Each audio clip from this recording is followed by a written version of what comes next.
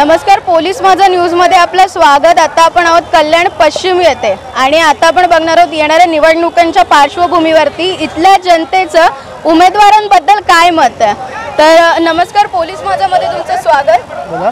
हां, तुम्हाला काय वाटतंय आता कल्याण पश्चिम मधून उल्हास भोईर, विश्वनाथ भोईर आणि आपले काय वाटतंय कोण येईल? उल्हास भोईर। तुम्हाला वाटतं काय येतील ते?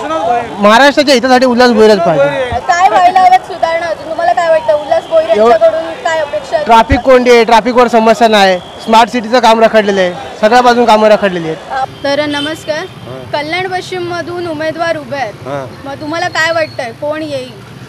सगळे आमचेच पक्षवाले, फक्त आमच्या रिक्षावाल्यांशी जरा आमचं बघावा। 1500 रुपये फाईन आहे त्यांनी आम्हाला आमच्याकडे बघावा आणि आमच्या रिक्षावाल्यांना रिक्षा लावायला जागा नाही, अत्याचार जास्ती होतोय, आमच्या रिक्षावाल्यांची कोण बाजू घेत नाही, तर त्यांनी सगळ्यांनी मिळून आमचा काहीतरी बघावा। आम्हाला सगळे सारखे, कोणी आला तरी आम्हाला फरक पडत नाही।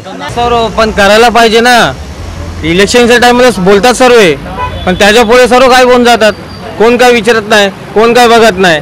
रोजची ट्रॅफिक तशीच, रोड तसेच। कल्याण पश्चिम 138 मधनं 3 उमेदवार उभे आहेत, अजून अपक्षही आहेत, पण ह्या कल्याण पश्चिम 138 मध्ये आजच्या गेल्या पंचवार्षिकमध्ये कुठलाही प्रकारचा विकास झालेला नाही। फक्त कागदावर विकास दाखवतात, पण प्रत्यक्षात बघायला गेलं तर कोणत्याही प्रकारचा विकास झालेला नाही। वचननाम्यामध्ये ज्या गोष्टी आधी सांगितल्या गेल्यात त्यातल्या थोड्याफार तरी पूर्ण झाल्यात का? असं वाटतंय का कुठेतरी कल्याणमध्ये प्रोग्रेस आहे?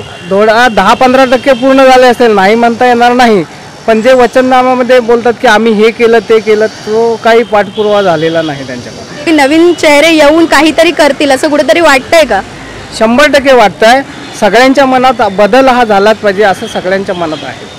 नक्कीच। तर आता येणाऱ्या जर कल्याणचं हे विकास चित्र पलटायचं तर येणाऱ्या 20 तारखेला तुम्ही सगळे नक्की मतदान कराल अशी आशा करतो, कारण की मग 23 तारखेला कल्याणचा एक प्रमुख म्हणून नवीन चेहरा आपल्या समोर येणार आहेत। ते निवडणुकांच्या निकालानंतर कळेलच, पण 20 तारखेला मतदान करून आपला मतदानाचा हक्क नक्की बजावा। अशाच नवनवीन आणि ताज्या घडामोडी पाहण्यासाठी पोलीस माझा न्यूजच्या चॅनेलला सबस्क्राईब करा।